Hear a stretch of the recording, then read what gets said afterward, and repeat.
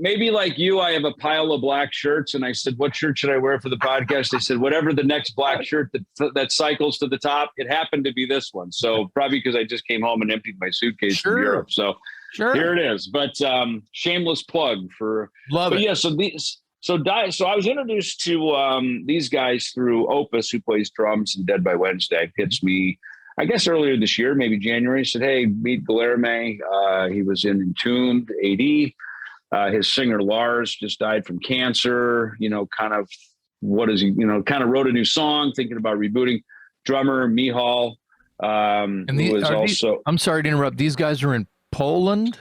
Yeah. Okay. Guilherme actually he's from Brazil, lives in Lisbon, Portugal, but also does a lot of work over in Poland, right? Okay. So Gdańsk, Poland. Mihal, the drummer who was in Decapitated, he's from Gdańsk as well, which is a town up in northern Poland.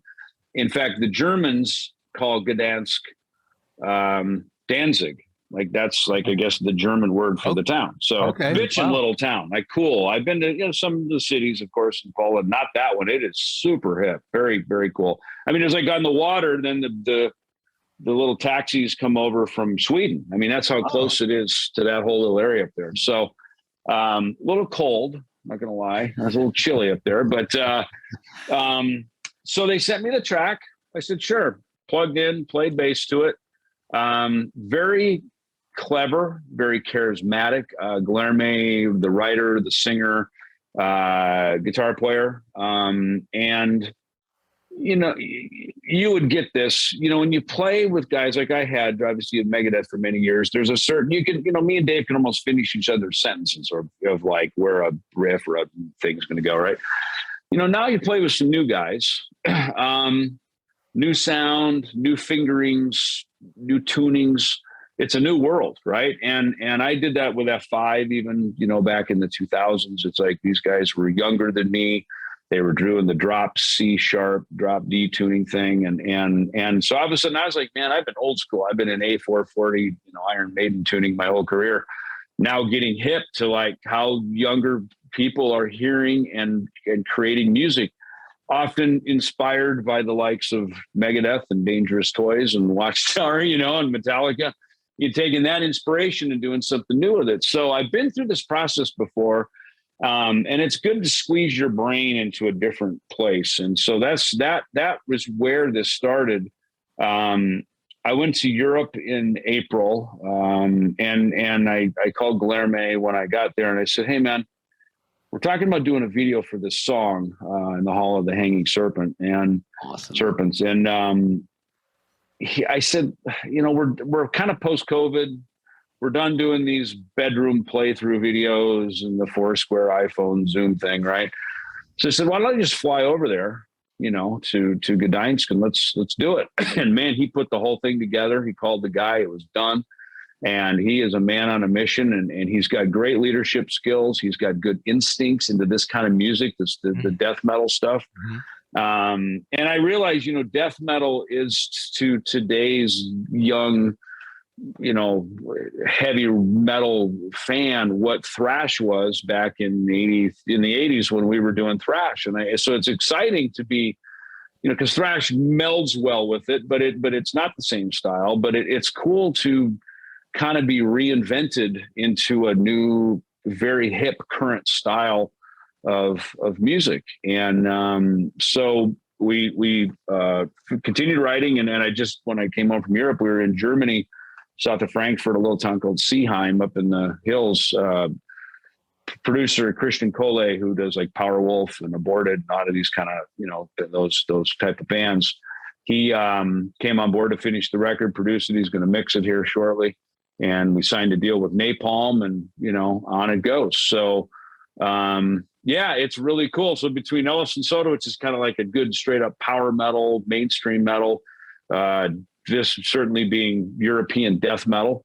And it's cool to be in Europe making a record with European guys who don't have the influence we had, or, they didn't have, Kiss FM and San Antonio or KNAC, and they didn't do the radio rock thing. They don't, they just think about the whole thing so different. They've grown up with the integrity of the festivals. Their influences come from deeper roots, real religious hardships, between, and in their world, real political hardships. Yes.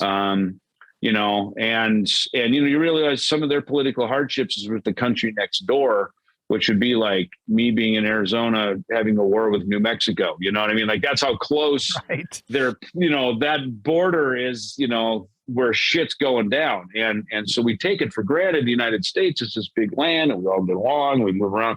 And so there's so much history there that I love it. And that definitely comes into the music. You hear it through the music. And so it's fun to adapt kind of leave America behind, and go, all right, I'm going to really try to sort of become a native in a foreign land for the weeks and days that I'm there working on this stuff with them. So it's a cool experience. Yes. Stylistically fit what you bring to the table, what you feel like the material needs, but still be David Ellefson.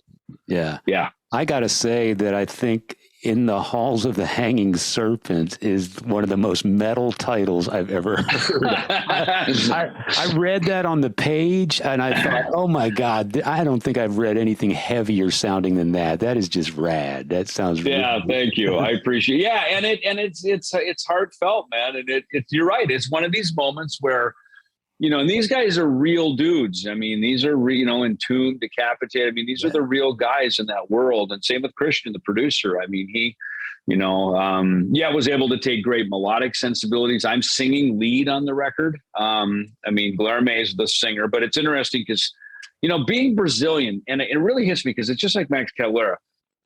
The Brazilian Portuguese, which Guilherme grew up speaking, that translates so well into that death metal voice. I agree. I mean, there's something about how they roll the vowels and the words that it comes across with a menace that other languages don't translate, like their other tongue, I should say, whatever that is, that embouchure of your mouth of how you pronounce those words. It's super freaking cool, man. Yeah, I think that it's the way that when they speak or sing English, it's the jaw, it's the vowel shape because of their first language that comes through that makes it fucking metal.